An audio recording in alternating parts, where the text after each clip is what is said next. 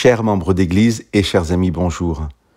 Dans l'émission précédente, la 429, nous avons parlé du plan du salut et du dessein bienveillant que Dieu accomplit en nous. Nous avons parlé de cette expression, le plan du salut, ce que Jésus a accompli sur cette terre pour nous sauver et dont il poursuit l'œuvre au ciel jusqu'à son retour. Nous avons utilisé à la fin de cette émission le verset 20 du chapitre 3 du livre de l'Apocalypse. L'apôtre Jean, auteur de ce livre, prisonnier sur l'île de Patmos, a une vision extraordinaire du Christ glorifié.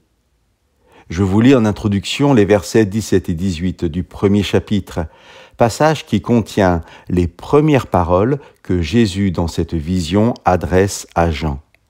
Jean écrit « Quand je le vis, je tombai à ses pieds comme mort. Alors il posa sur moi sa main droite en disant « N'aie pas peur, c'est moi qui suis le premier et le dernier, le vivant. Je suis mort, mais je suis vivant à tout jamais, et j'ai les clés de la mort et du séjour des morts. » Ces paroles de Jésus sont intéressantes. « N'aie pas peur, je suis vivant et j'ai vaincu la mort. » Elles sont l'expression de l'accomplissement du plan du salut dont nous parlions à l'instant. N'aie pas peur, ma résurrection est la preuve que j'ai vaincu la mort et que je ramènerai à la vie ceux qui sont sauvés. Je reviens maintenant au verset 17 du chapitre 3. Je vous le relis, mais vous invite à vous imaginer la scène et comment elle peut se continuer si la porte s'ouvre. Je vous rappelle que ce sont des paroles adressées par Jésus. Je me tiens à la porte et je frappe. Si quelqu'un m'entend et ouvre la porte, j'entrerai chez lui, je dînerai avec lui et lui avec moi. Pouvez-vous vous représenter ce repas partagé? Imaginez-vous la scène? Si oui, j'ai une question à vous poser. D'où vient le repas? Jésus s'est-il invité à votre table à l'heure du dîner? Ou avez-vous ouvert à celui qui avait déjà pourvu à la nourriture et qui venait vous voir avec un repas déjà préparé? La deuxième réponse n'est pas si incongrue que cela. D'ailleurs, Jean a plus ou moins vécu une situation similaire. À la fin de son évangile, il nous raconte comment Jésus, ressuscité, est venu à la rencontre de certains disciples qui avaient passé la nuit à pêcher, mais sans succès. Les disciples sont encore sur la barque et Jésus, au bord du rivage, leur crie « Mes enfants, avez-vous quelque chose à manger ?»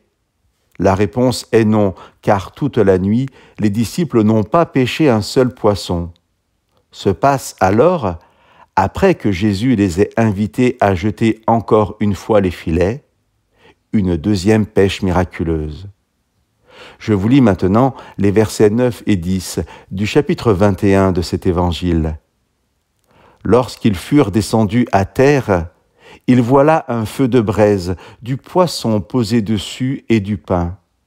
Jésus leur dit « Apportez quelques-uns des poissons que vous venez de prendre. » Ce repas partagé se fera donc avec du poisson que Jésus a déjà préparé et avec du poisson que les disciples apportent, mais qui est celui de la pêche miraculeuse obtenue grâce à la puissance de Dieu. Chers amis, ainsi en est-il du plan du salut. Accompli par Dieu seul, nous avons à ouvrir la porte pour le vivre. Alors Jésus entre dans nos maisons, dans nos vies. Il vient, porteur de tout ce dont nous avons besoin pour vivre. Et nous nous apercevons alors que même notre participation au repas n'est que le fruit du miracle de Dieu dans nos vies. Chers amis, ouvrons la porte et que Dieu nous bénisse.